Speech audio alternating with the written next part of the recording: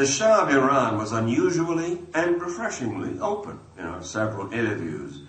When I used a phrase he didn't like, he clearly enjoyed the chance to throw it back at me.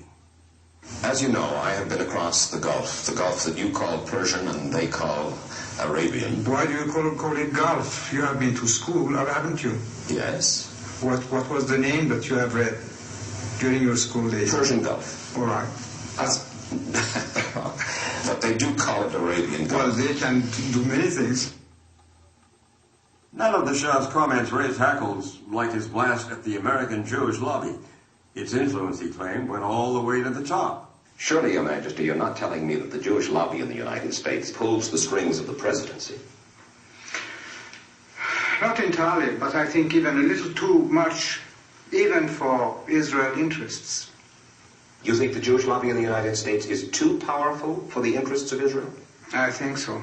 Sometimes they are disserving the interests of Israel because they're pushing around too many people. Why would the President of the United States pay attention to that lobby? They are strong. Strong in what sense? They are controlling many things. Controlling what?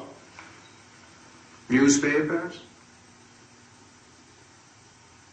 medias, Your Majesty. banks, finances, and I'm going to stop there. Well, now wait just a second.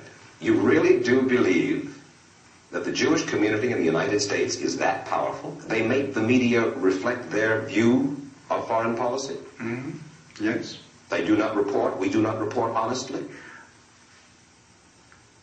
Don't mix things, please. I don't say the media. I say in the media they have people. Not the entire media. Some newspapers will only reflect their views, yes. No. The New York Times, for instance, is owned by the Sulzberger family, who are Jewish. Are you suggesting that the New York Times is biased in its treatment of the question of Zionism, Israel's existence, the United States' relationship with the Arab world?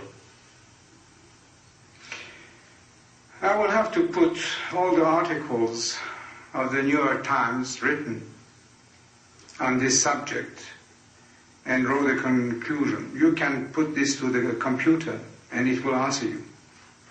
What you're saying is that, yes, you do believe. Well, let's wait for the answer of the computer. Washington Post? The same. The networks? Less.